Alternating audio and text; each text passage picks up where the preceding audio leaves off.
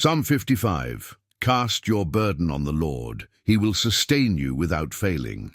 There are moments in life when the weight upon your shoulders feels unbearable, when the world around you seems to crumble, and every breath becomes a silent cry for strength. In those moments, the heart reaches upward, searching for something, someone greater than itself. Psalm 55 stands as a timeless reminder that even when betrayal pierces your soul and anxiety grips your mind, there is one who does not fail. Cast your burden on the Lord, and he will sustain you. He will never permit the righteous to be moved. These words are not poetic comfort alone. They are divine instruction for survival, for restoration, and for faith in the midst of chaos. The psalm is believed to have been written by David at a time of deep anguish. Some scholars suggest it came during the rebellion of Absalom, when even trusted friends turned against him. The pain of betrayal cuts deeper than the pain of open enemies, and David knew both. His lament in Psalm 55 reveals a heart tormented by fear, loneliness, and disappointment, but also a heart that, in the end, chooses to trust the Lord beyond all appearances. This psalm speaks to anyone who has ever felt abandoned, deceived, or overwhelmed.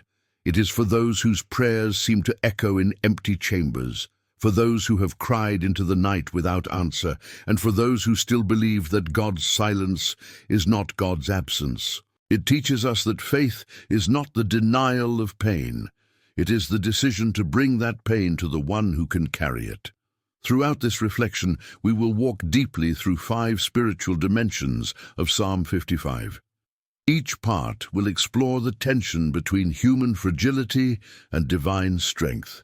Each line will show how surrender is not weakness, but the ultimate act of power. And in the end, you will see that to cast your burden upon the Lord is not a passive gesture. It is a spiritual transaction that transforms despair into endurance.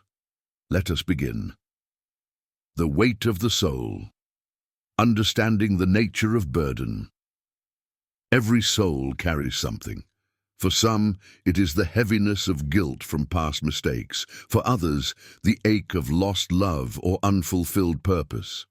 Some carry the invisible wounds of betrayal, the scars of rejection, or the fatigue of trying to hold everything together in a collapsing world.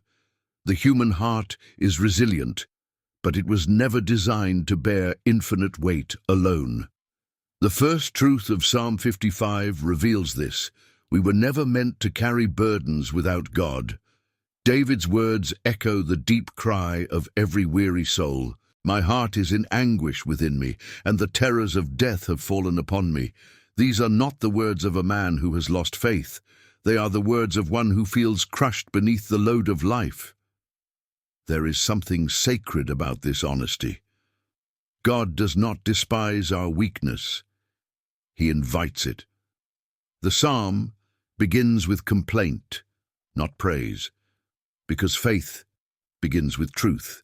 To cast our burden upon the Lord, we must first acknowledge that we are burdened. So many people spend their lives pretending to be strong. They hide behind busyness, pride, or even religion, unwilling to admit how deeply they are struggling.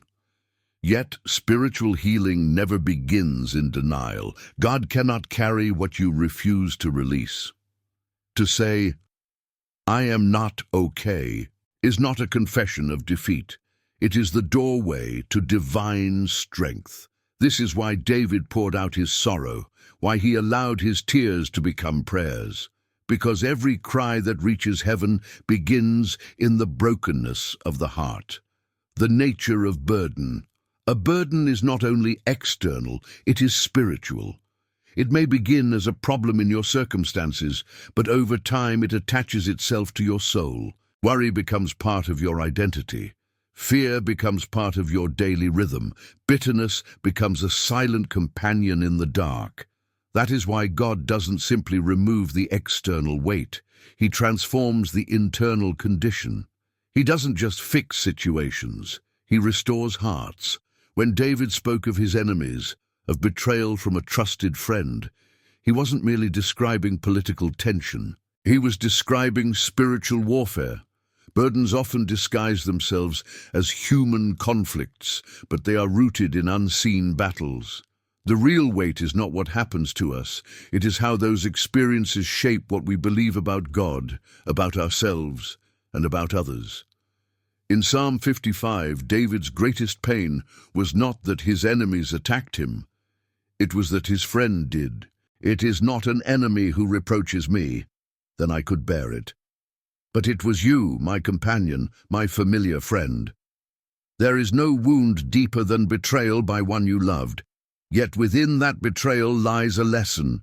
The more we depend on people to carry what only God can handle, the more vulnerable we are to disappointment. When people fail you, it is not always punishment, it is redirection. God allows the collapse of human dependencies so that you will return to the only arms that can truly sustain you. The illusion of self-sufficiency. Modern life teaches us that strength is independence. But spiritual life teaches the opposite. Strength is dependence on the one who never fails.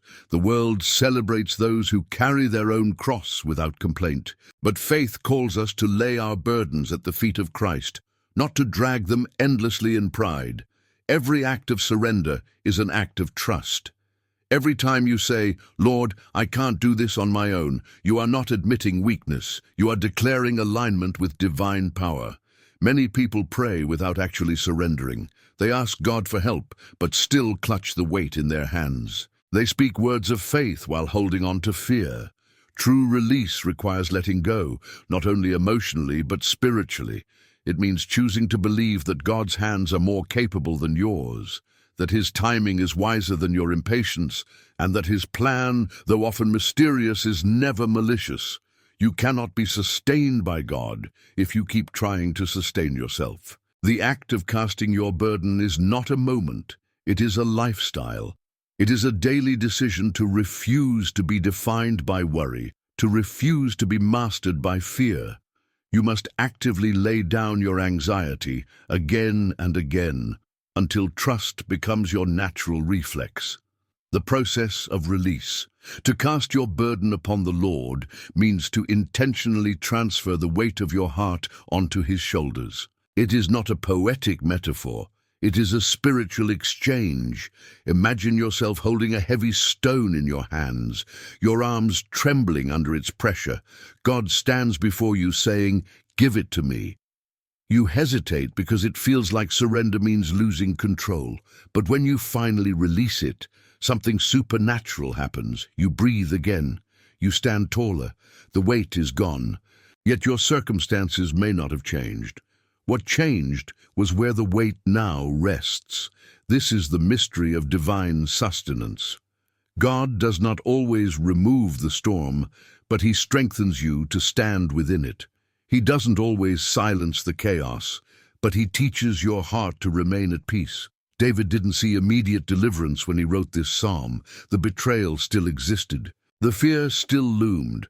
But by the end, his spirit had shifted. He had found stability not in circumstance, but in surrender. The sustaining power of God. When the psalm says, "He will sustain you," it doesn't mean God will merely help you survive.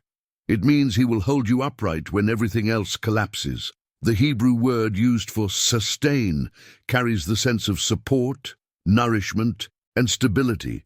It suggests that God becomes the foundation beneath your trembling feet. He upholds you not only emotionally, but spiritually, feeding your faith when you have no strength left to believe. God's sustenance is subtle, yet powerful. Sometimes it comes as unexpected peace in the middle of fear. Sometimes it comes as endurance to keep walking when nothing makes sense. Sometimes it comes through people He sends at just the right time, but always it comes. The Lord will never allow the righteous to be moved, not because life won't shake them, but because His presence roots them deeper than the storm can reach. Living unburdened. To live unburdened is not to live without problems. It is to live with divine partnership. It is to face trials knowing that you are not carrying them alone. Every act of surrender invites supernatural grace. The more you release, the lighter you become, and the more you can hear God's voice through the noise. Freedom begins where control ends. The irony of burden is that the heavier it feels, the closer it can bring you to God, if you let it.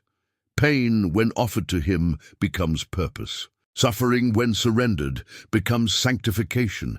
Even betrayal becomes a teacher in disguise, reminding you that no human relationship can replace divine faithfulness. The weight you carry today may be the very instrument through which God refines your spirit tomorrow. In the end, Psalm 55 is not only about escape, it is about endurance. It is about learning that the burden you cast upon God does not vanish into emptiness. It is received by love itself, and that love, unbreakable and eternal, will sustain you without failing. So today, whatever your burden, fear, loss, anxiety, loneliness, guilt, or uncertainty, take it to the Lord. Not halfway, not in part, but completely. Say with your heart, "Lord, this is too heavy for me, but not for you." And then let go. That is the beginning of true freedom. If this message has touched your spirit, take a moment to reflect. And if you wish to keep receiving words that strengthen your faith and bring peace to your soul, subscribe to the channel and walk with us through the Word of God. When the heart cries in silence, learning to trust God in the midst of chaos. There comes a moment in every believer's life when words no longer suffice, when prayers turn into groans too deep to express, when tears become the only language the soul can speak. This is the sacred territory of Psalm 55, the point where human endurance collapses and divine faith begins. David cried out, "Oh, that I had wings like a dove! I would fly away and be at rest." His longing was not simply for escape from pain, but for refuge from the weight of existence. It was the desperate whisper of a man who wanted to vanish from the chaos surrounding him. Yet somewhere deep inside, he knew that true peace was not found in running away. It was found in surrendering to the one who could calm the storm within. To trust God in the midst of chaos is not a natural act, it is a supernatural decision. It is the deliberate choice to believe that divine order exists, even when everything appears to be falling apart. David's world was collapsing. Betrayal had torn through his circle of trust. Fear lurked behind every corner. He was not only physically endangered, he was emotionally shattered. Yet the psalm does not end in despair. It evolves into faith. It begins with complaint, but ends with confidence. That progression is the essence of spiritual maturity, learning how to transform panic into prayer, anguish into worship, and confusion into quiet trust. The silence of God can be unbearable to the human heart. We are wired for answers, for explanations, for visible reassurance. But God's silence is not absence, it is often invitation. When heaven seems quiet, it is not because God has abandoned you, it is because He is drawing you closer into the stillness where faith is purified. Trust grows in silence. When everything around you collapses, and you still choose to say, "I believe you, Lord," that faith becomes unshakable. Silence tests love. If you only trust God when He speaks, your faith remains immature.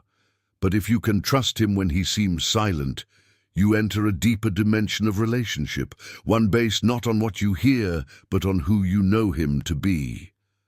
When David cried out to God, his emotions were raw, unfiltered and desperate. He said, "Fear and trembling have beset me.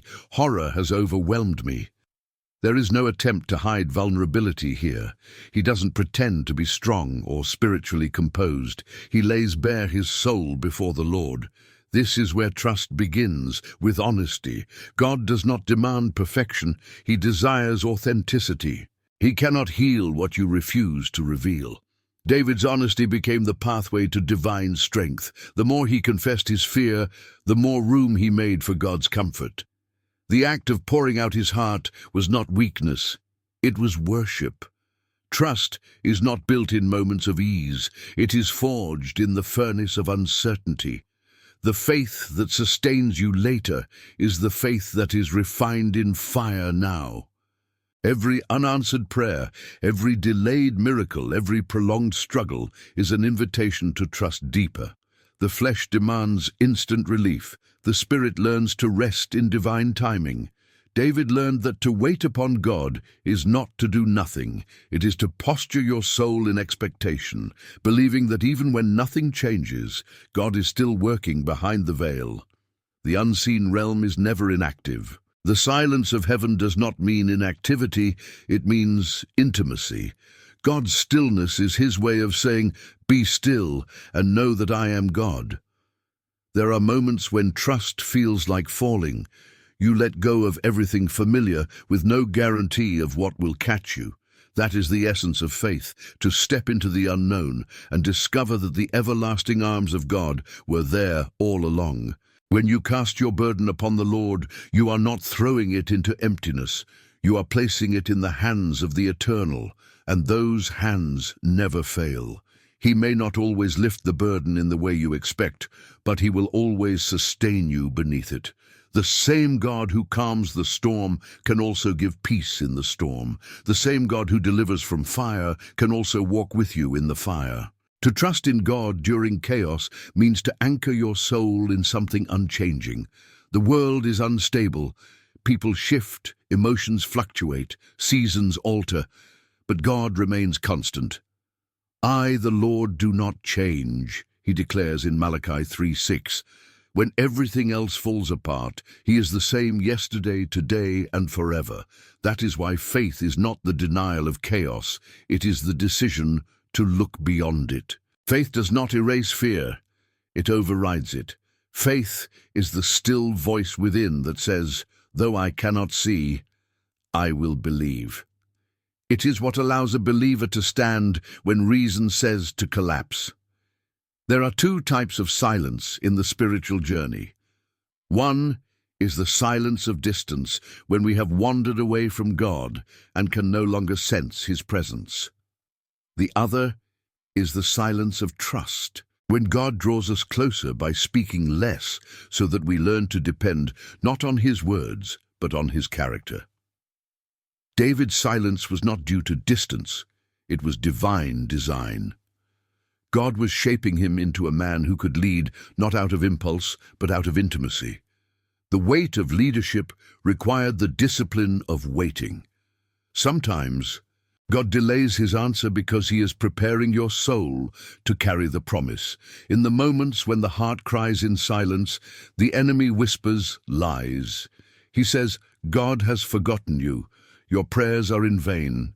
You are alone." But faith must speak louder than the lies. You must remind yourself of the unchanging truth. God is near to the brokenhearted. He hears every cry, even the ones too deep for words.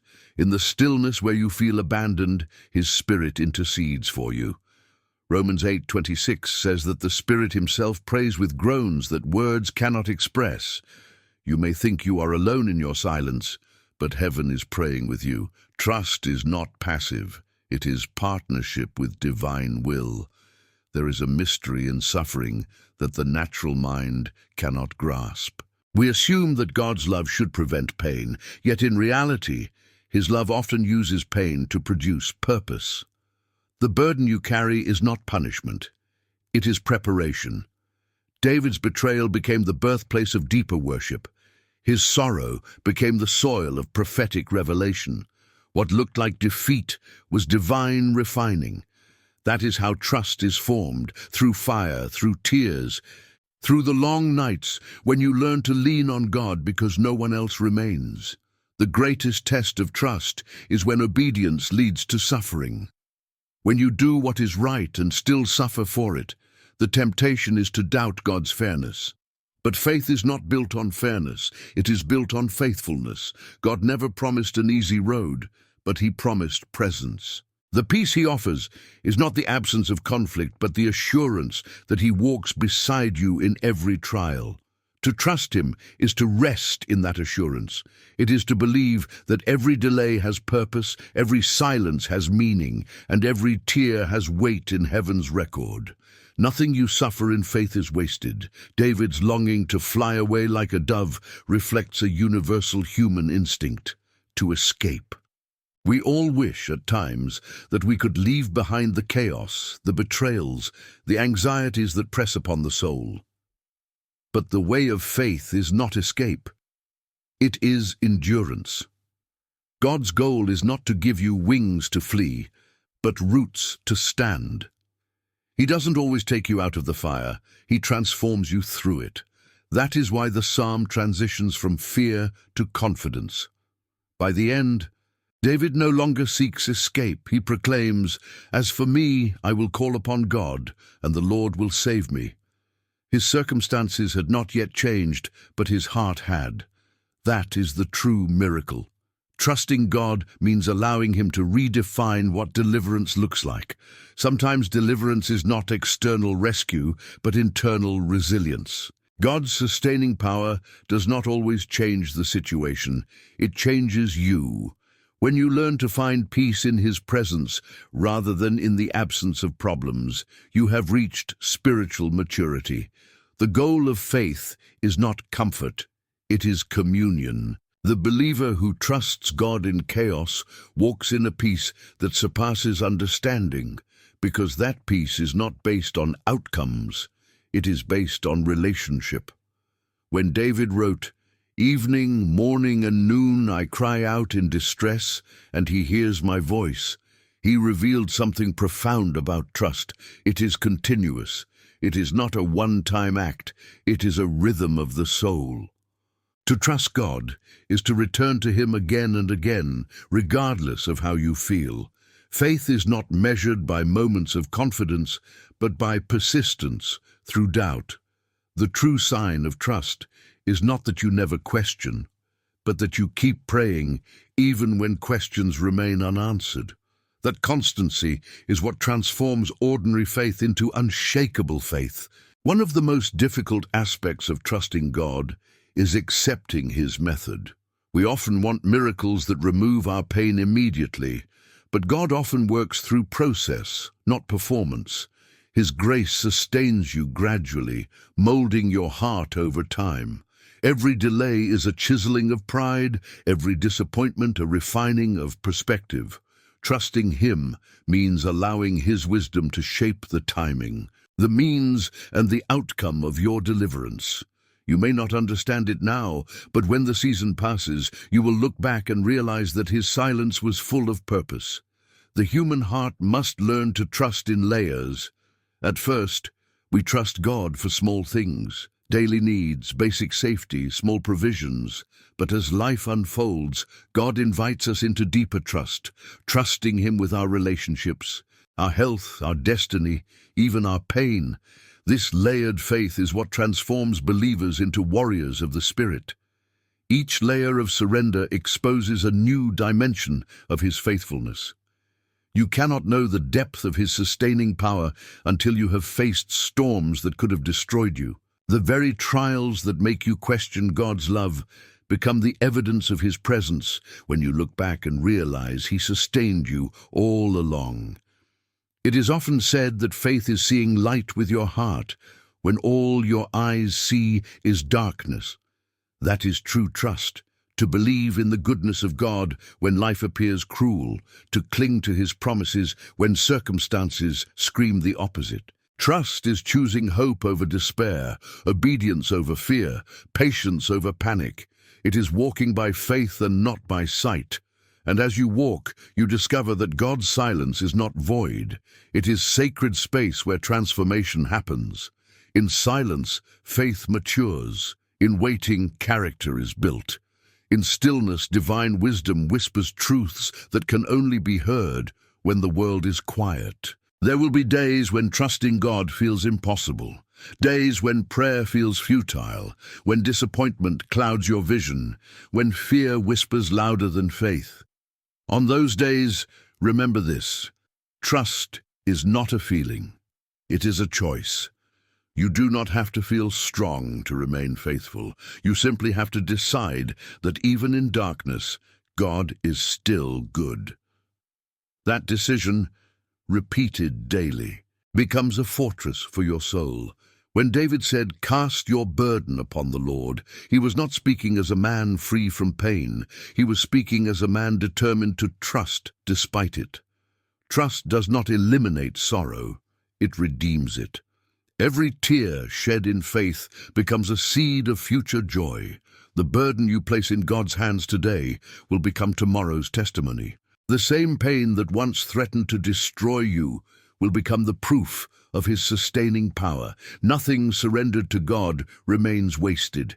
He turns ashes into beauty, mourning into joy, weakness into strength. But that transformation begins when you stop clutching your pain and start trusting His plan. Sometimes God delays His answer, not because He wants you to suffer longer, but because He wants your heart to align with His purpose. We often pray for deliverance from discomfort, but God's goal is deliverance from dependence on anything other than Him. He loves you too deeply to allow you to remain unrefined. Trust means believing that His love sometimes says not yet, because eternity sees what time cannot. Every unanswered prayer is still answered, just not always in the way you expect. God answers in wisdom, not in haste. And wisdom always chooses what will shape your soul over what will satisfy your emotions. The act of trusting God in chaos is the purest form of worship. It says, even if nothing changes, you are still worthy. It is the same faith that sustained Job when he said, "Though he slay me, yet will I trust him." It is the same faith that carried Daniel into the lion's den, that steadied Esther before the king, that strengthened Jesus in Gethsemane. This faith does not demand clarity. It abides in covenant. It does not depend on circumstances. It depends on character, and the character of God is unchanging love. To cast your burden on the Lord is to make a conscious decision every day to live in trust. It is to wake up and say, "Lord, I will not carry what you have promised to bear." It is to pray, not because you understand everything, but because you trust the one who does. It is to breathe deeply in the middle of confusion and say, "Even here, you are with me." The trust transforms the human heart into a sanctuary of peace amidst chaos. You begin to live not from the noise around you, but from the stillness within you. There is a holy irony in trusting God. The more you let go, the more secure you become. The more you surrender, the more you are sustained. The path to divine strength always begins in surrender. That is why David, by the end of his lament, no longer pleads for escape. He rests in assurance. The same man who said, "Fear and trembling have beset me," now proclaims, "But I will trust in you." That transformation is not the product of changed circumstances. It is the fruit of changed perspective. When you see life through the lens of faith, even chaos becomes holy ground. God does not require perfect trust. He honors progressive trust. Every time you choose to believe again, even after disappointment, heaven takes notice. Every time you pray again, even after silence, your faith deepens. Every time you surrender again, even after failure, grace expands. That is how trust grows, through repetition, not perfection. The same David who once fled in fear became the king who later declared, "The Lord is my rock, my fortress, and my deliverer." His trust was built one trial at a time. So when your heart cries in silence, remember that silence is sacred. It is the echo chamber where your faith learns to sing. It is the place where you stop demanding answers and start experiencing presence. God's greatest work in your soul happens not when He explains, but when He sustains. You may not hear His voice, but you will feel His strength. You may not see His hand, but you will sense His peace. And that peace, unexplainable, unshakable, divine, is the ultimate proof that He is near. Let your silence become surrender. Let your fear become faith. Let your burden become worship. Because in the end, those who trust in the Lord are never put to shame. The psalm that began with trembling ends with triumph. The man who once wept in fear now stands in faith. That same transformation awaits you if you will dare to trust him through your storm.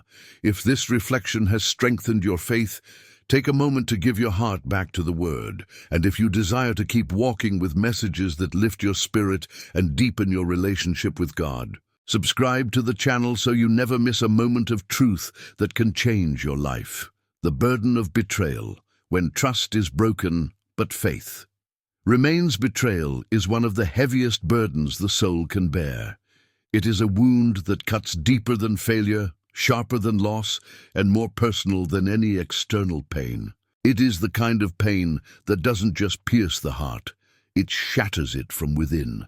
And in Psalm 55, David lays bare this agony with unflinching honesty. "It is not an enemy who taunts me," he says, "then I could bear it.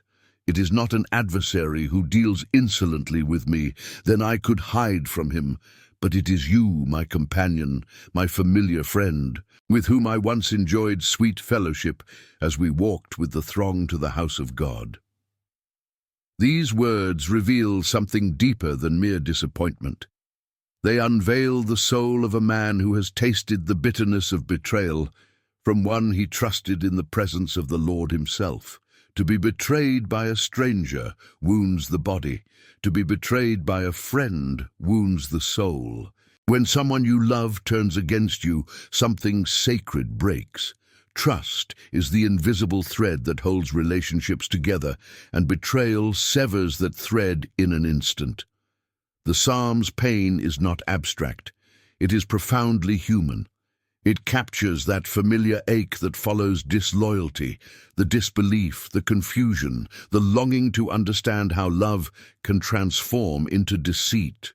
This burden is so heavy because betrayal forces you to question not only others, but yourself. Did I trust wrongly? Did I misjudge their heart? Was I blind to the truth?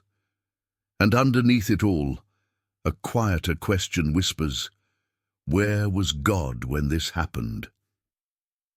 This is the crucible of faith, when pain tempts you to turn inward, when anger hardens the heart, and when the temptation to withdraw from love altogether becomes overwhelming. Yet Psalm 55 teaches that the road to healing is not isolation, but surrender.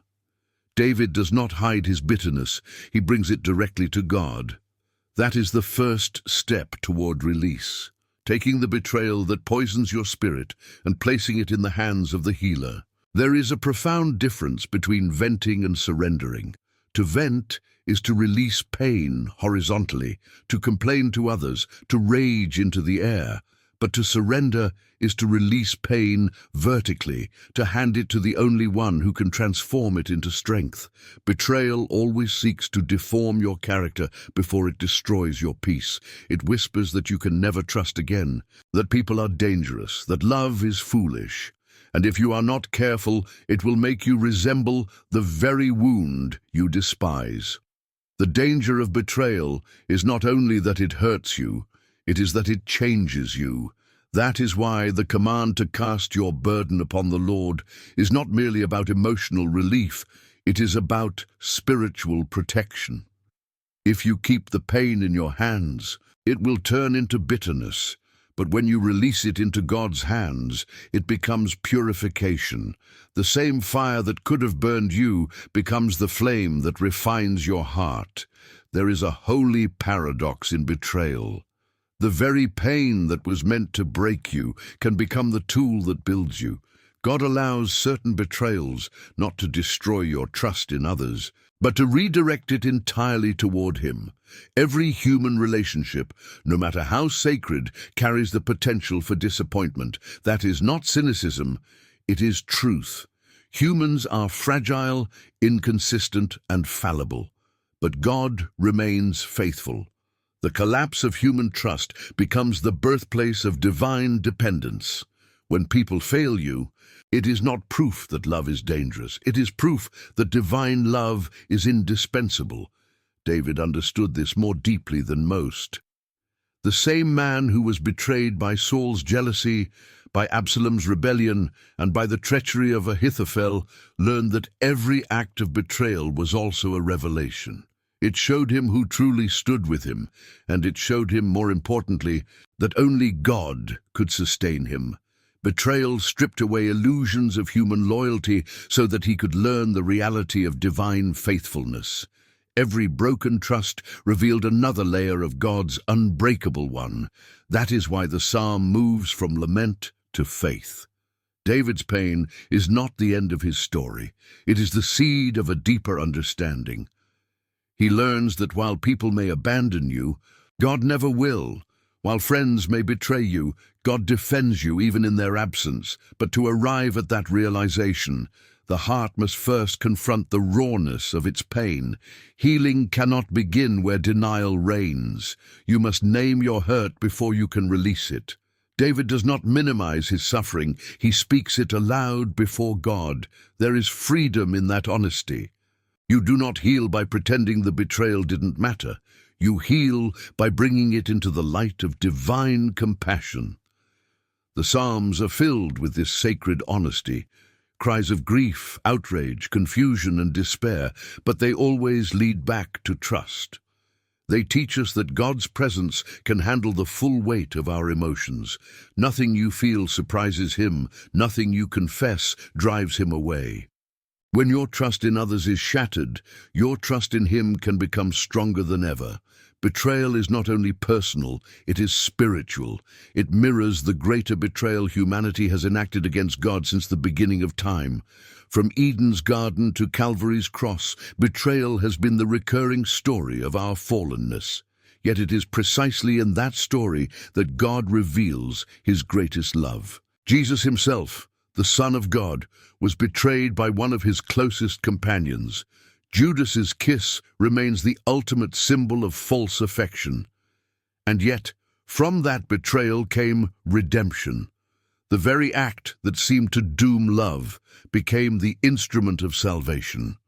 That is the mystery of divine sovereignty, that God can take the darkest human actions and weave them into the tapestry of His will. When you are betrayed, you participate, however painfully, in that same mystery.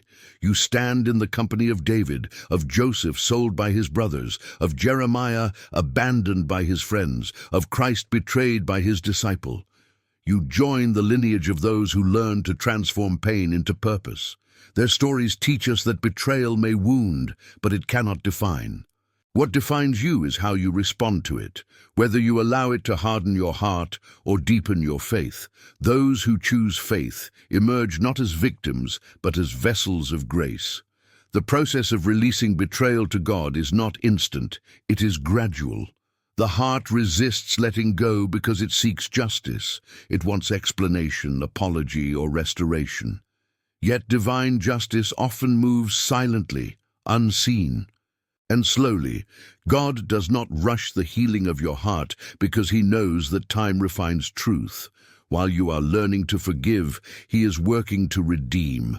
While you are wrestling with anger, He is shaping empathy. While you are waiting for closure, He is teaching you how to live without needing it. That is the unseen work of the Spirit, turning betrayal into blessing, not by changing the past, but by transforming your heart's relationship to it. Forgiveness is the ultimate act of faith in the face of betrayal. It does not mean forgetting or excusing the wrong. It means surrendering your right to vengeance to the God who judges justly. When you forgive, you do not declare that what happened was acceptable. You declare that it no longer controls you. You refuse to let bitterness define your identity. Forgiveness is not the erasure of justice. It is the entrusting of justice to divine hands. It is saying, Lord, you saw what I could not, you know what I cannot understand, and I trust you to make right what I cannot fix. That is true release. That is casting your burden upon the Lord. In every betrayal, there is an invitation. It invites you to see God not only as comforter but as avenger, not only as healer but as restorer. He promises to sustain you, not by shielding you from betrayal, but by carrying you through it. Sustenance does not mean absence of pain, it means presence of purpose. The sustaining hand of God keeps you from collapsing under the weight of what was done to you. Even when others plot your downfall, He holds you upright. Even when their lies spread like wildfire, He guards your name in the courts of eternity. That is why David could say, "Cast your burden upon the Lord, and He will sustain you." He had seen it. He had lived it. Every betrayal exposes the limits of human faithfulness, but simultaneously reveals the limitless faithfulness of God. When the people closest to you wound you, it forces you to anchor your trust in something eternal. It reorders your loyalties. It teaches you that relationships built on convenience crumble, but relationships built on covenant endure. And your covenant with God cannot be broken by human failure. Betrayal may cause you to doubt everything else, but it can also drive you into the arms of the one who never changes. Sometimes the reason God allows betrayal is to protect your destiny. Some people cannot go where He is taking you. Their departure, though painful, is divine direction. The hand that hurt you may be the same hand God used to free you. Betrayal often isolates before it elevates. God separates you from those who cannot carry the next season of your calling. He uses the pain of abandonment to make space for divine alignment. When doors close and people walk away, it feels like loss, but heaven calls it pruning. Every cut removes something that would have hindered future fruit. The pain is real, but so is the purpose. What you lose in companionship, you gain in clarity. What you lose in comfort, you gain in communion with God. He becomes closer in betrayal than He ever was in celebration. When everyone else's voice fades, His whisper becomes louder. That is how betrayal becomes blessing. It strips you of distractions until only God remains. To carry the burden of betrayal alone is to carry poison. It eats away at your spirit, clouds your mind, and blinds your heart to grace. But when you hand it to the Lord, that poison becomes medicine. The very pain that once killed your peace begins to strengthen your discernment. You learn to see differently, to love wisely, to trust carefully, to hope faithfully. You no longer place divine expectations on human beings. You learn to bless even those who hurt you because you realize that they were instruments in God's lesson of dependence. When you forgive, you free yourself. The chains were never around them, they were around your heart. The psalm closes with the assurance that the Lord will sustain you and never allow the righteous to be moved. That is not poetic exaggeration. It is divine promise. To be sustained means to be held together when everything else falls apart. To be unmoved means to be anchored in faith when emotions rage like the sea. The righteous may tremble, but they will not topple. They may weep, but they will not wither, because God Himself becomes their foundation. When betrayal tries to push you off balance, He becomes the rock beneath your feet. You cannot be moved because He cannot be moved. In the end, the story of betrayal is not about what others did. It is about what God did with what they did. He turns evil intentions into divine orchestration. What was meant for harm becomes the seed of holiness. What was meant to destroy you becomes the reason you discover your true strength. That is why Joseph could say to his brothers, "You meant it for evil, but God meant it for good." The same God who redeemed Joseph's betrayal will redeem yours. The same God who sustained David will sustain you. Betrayal is not the end of your story. It is the unveiling of a deeper chapter of faith. When you walk through betrayal, you walk through fire, but you do not walk alone. The one who was betrayed for you walks beside you. He knows the sting of the kiss that hides deceit. He knows the silence of friends who disappear in your hour of need. He knows the loneliness of pain misunderstood. And He also knows the power of resurrection after betrayal. Every crucifixion has its dawn. Every sorrow has its morning.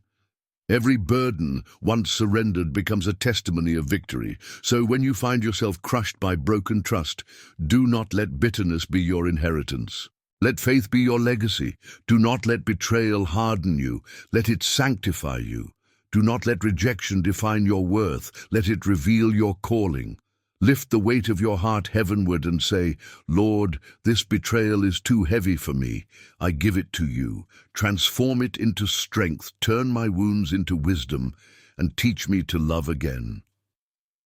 That prayer is the hinge between despair and deliverance. Once you release it, peace begins to return, not as a feeling but as a foundation, because in the kingdom of God, nothing surrendered is ever lost. Every tear becomes a jewel in eternity.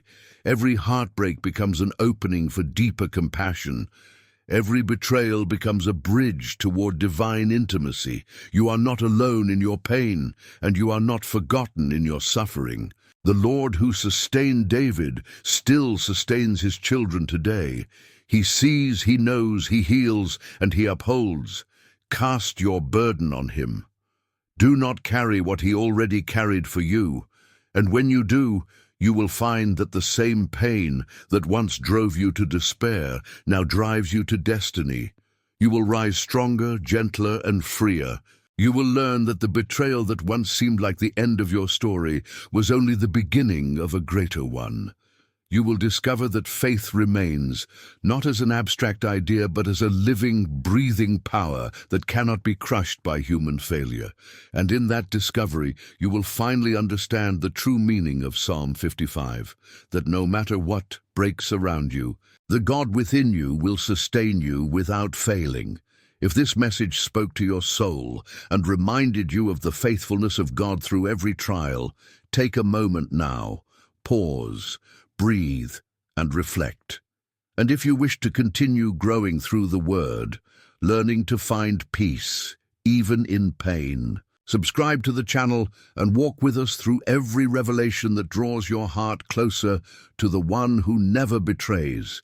There comes a time in every believer's journey when the soul must learn not only to cast its burden upon the Lord, but to walk sustained by his unseen strength. It is one thing to hand your pain to God in prayer. It is another to keep walking forward when nothing in your surroundings has yet changed. That is the crucible of faith, the place where belief becomes endurance. Psalm 55 is not merely a cry of lament. It is the anatomy of perseverance. It reveals what it means to keep trusting when there are no signs, to keep standing when strength feels gone, to keep believing that God sustains, even when everything visible suggests otherwise. It is here that the soul must learn to live not by explanation, but by revelation.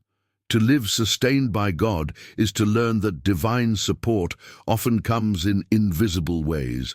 You may not always feel it, you may not always see it, but you wake up one more morning and somehow you are still standing. That is grace in its purest form. Grace is not only what forgives your sins, it is what keeps you from collapsing under the weight of life. It holds you upright when logic says you should have fallen long ago. It steadies your mind when fear tries to shake it apart. It strengthens your heart when hope grows faint. The sustaining presence of God is not always spectacular. More often, it is silent, like the strength in your spine that you never notice until it's gone. David understood this mysterious strength. He had lost friends, peace, safety, and even trust in his closest circle, yet something kept him from being consumed. That something was someone, the sustaining hand of God.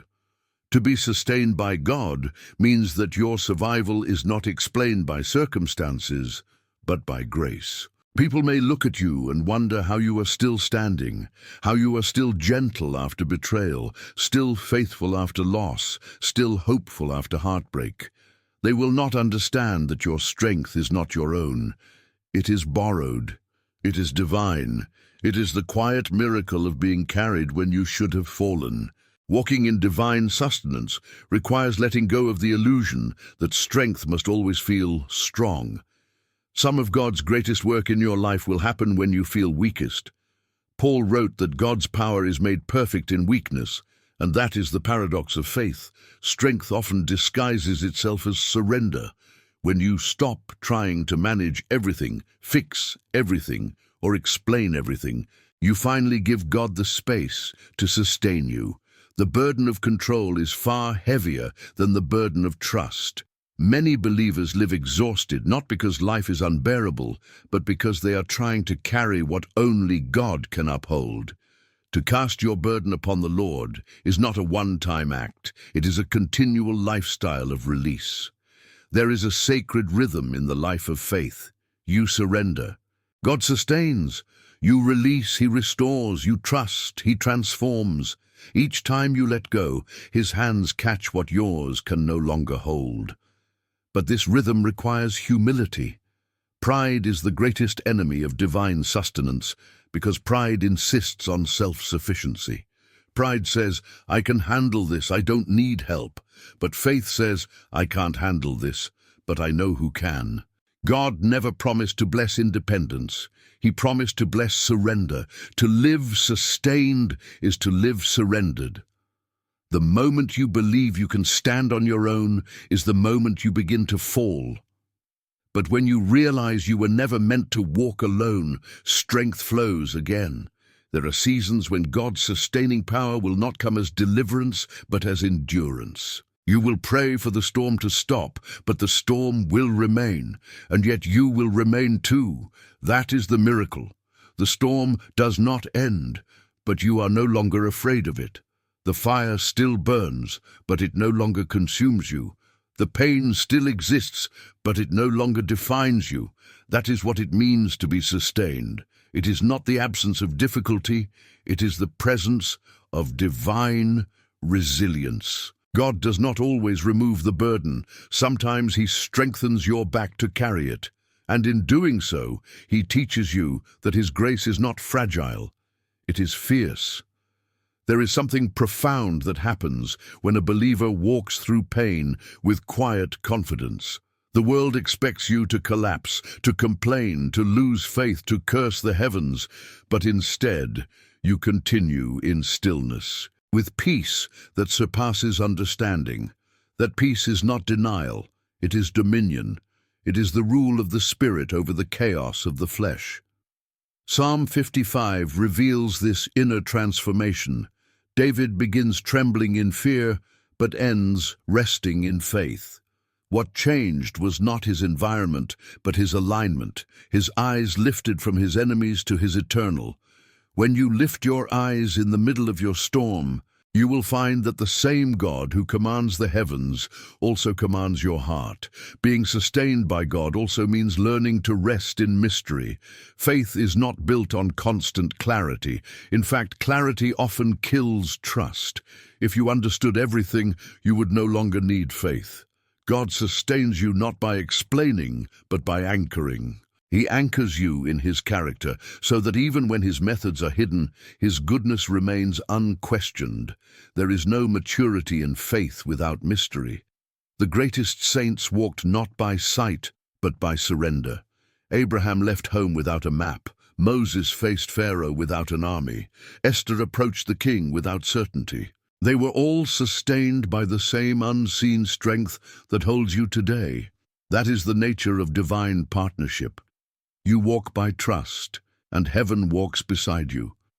When David said, "He will never allow the righteous to be moved," he was not saying the righteous will never tremble. He was saying they will never topple. The shaking is part of the process. God allows shaking not to destroy your foundation, but to reveal it. When everything familiar moves, you discover what is truly unmovable. You realize that your security was never in people, possessions, or plans. It was in His presence. To be sustained is to be held in that presence when all else shifts. You become like a tree planted by living waters. Storms may bend you, but they cannot break you. The winds of betrayal, loss, and fear will blow, but the roots of faith go deeper than the storm can reach. God's sustaining presence often manifests most powerfully in hidden places. It is not always dramatic. It is often quiet. Like the gentle hand that steadies a trembling heart, it is the voice that whispers, "Keep going," when the world says, "Give up." It is the peace that returns in the middle of chaos for no logical reason. Sustenance is not an event, it is a presence. You do not encounter it once, you live in it daily. It is what keeps your hope alive when your dreams seem dead.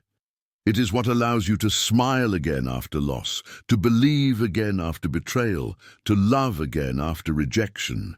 The sustaining hand of God does not only carry you through seasons, it reshapes who you are within them. The victory of the soul.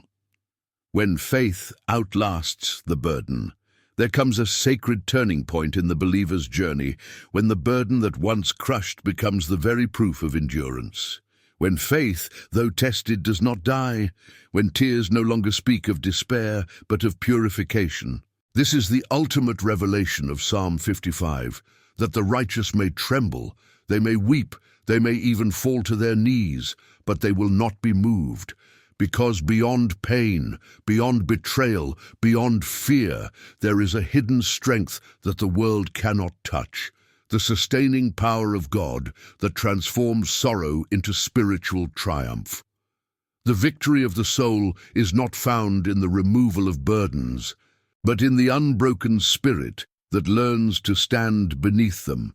Every time you cast your burden upon the Lord and rise again, heaven bears witness that your faith has outlasted your suffering. True victory is often silent. It does not always come with celebration or applause. Sometimes it comes with quiet resilience, the simple act of waking up one more morning, still believing. Faith does not need recognition to be real. It needs endurance to be eternal. The soul that clings to God through pain becomes unshakable because it has discovered that God's presence is not seasonal, but constant. The same God who sustained you yesterday will sustain you tomorrow. You may lose people, opportunities, or dreams, but you will never lose Him. And as long as His Spirit lives within you, defeat cannot define you. You can be wounded and still be victorious, broken and still be whole, weary and still be walking. Because faith is not about escaping pain, it is about transforming through it. The world measures victory by outcomes, how much you've achieved, how much you've gained, how visibly you've triumphed. But heaven measures victory by endurance, how long you remained faithful, how deeply you continued to love, how steadfastly you trusted when there was no reward in sight. When David said, "He will sustain you," he meant that the believer's victory is not self-produced. It is divinely sustained. Every breath you take in faith is an act of defiance against despair. Every prayer you whisper in weakness is a declaration that your spirit still belongs to God. And every time you choose forgiveness over revenge, peace over fear, faith over cynicism, you win battles the world cannot see. Faith's endurance is not loud, it is luminous. It glows quietly in the darkness. It becomes the hidden fire that keeps the heart alive when everything else grows cold. To outlast the burden means that your pain no longer determines your perspective. It means you have moved from survival to surrender, from fear to freedom, from trembling to trust. You no longer ask, "Why me?" but, "What now, Lord?" You begin to understand that every trial was shaping something within you, carving your character into the likeness of Christ. The burden you thought would destroy you becomes the tool that defines you. You look back and realize that the nights you feared were your undoing became the very nights when God remade you. You did not just endure the storm, you became different because of it. When faith matures, it no longer seeks to avoid the burden, it learns to walk with it in peace. The believer who has cast his burden on the Lord knows that life's trials are not interruptions to faith. They are invitations to deeper fellowship. The same suffering that once made you question God now draws you closer to Him. You no longer ask for lighter loads. You ask for stronger shoulders. And God answers not by changing the weight, but by fortifying your spirit. He turns fragile faith into fortified trust, fleeting hope into enduring conviction.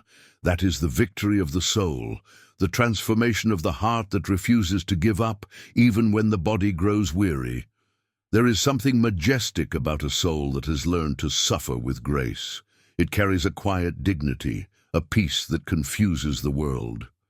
People may ask, how can you still believe after all that? And your answer becomes simple, because He never left me. That is victory, not that life became easier, but that God became enough. When you reach that place, no storm can unmake you.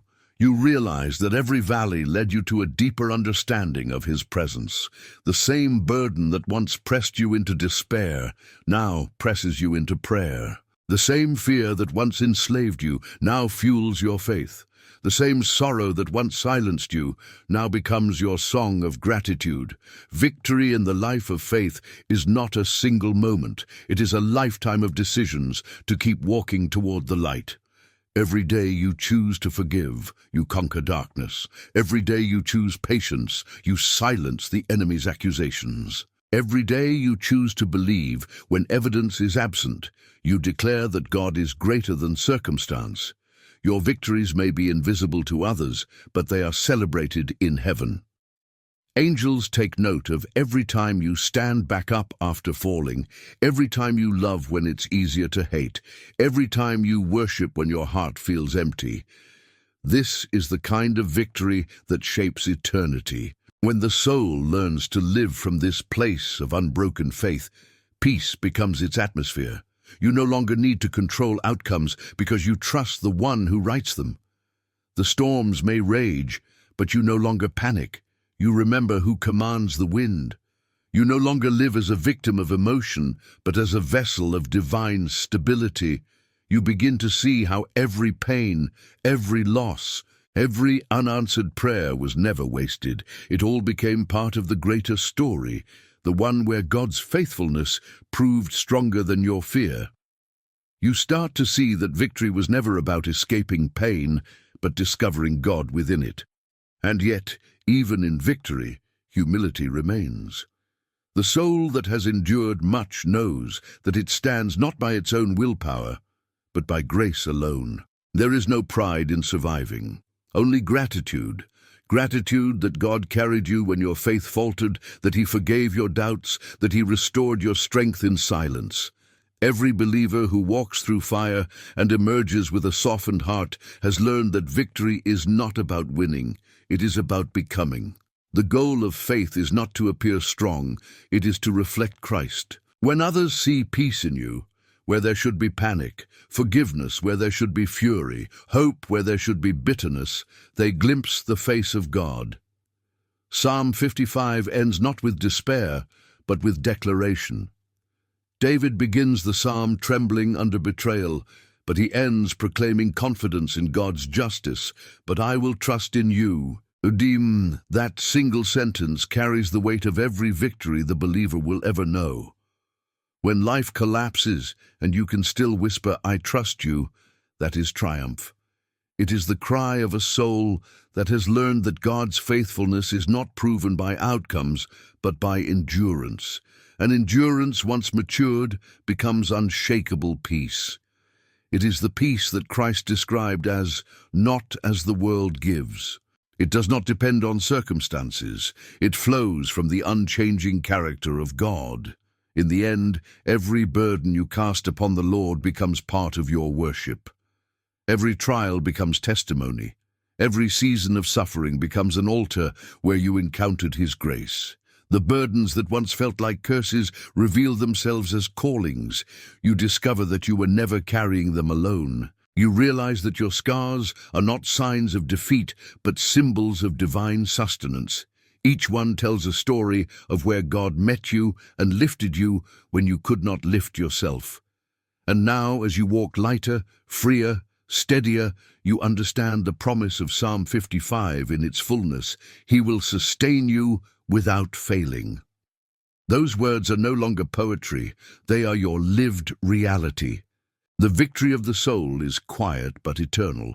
It does not shout, it shines. It does not boast, it breathes peace. It does not demand proof, it lives from faith. It is the calm assurance that no matter what happens, God remains faithful, and that faithfulness is enough. You are not who you were before the burden. You are stronger, wiser, and closer to Him. And that, in the eyes of heaven, is the greatest victory of all. If this message has spoken to your spirit, if you have felt the quiet strength of God in your own burdens, then let this be the moment you choose to keep walking in faith. Let this truth stay alive in your heart. Every weight laid before the Lord becomes a seed of new strength. Every act of surrender is a step toward freedom. And every breath of faith is another victory of the soul. So take a moment now, close your eyes, breathe, and remember, you were never alone, you were always sustained, and you will always be upheld. And if these words have touched you deeply, subscribe to the channel so that together we may continue to walk through Scripture, finding light, strength, and faith that endures beyond every burden.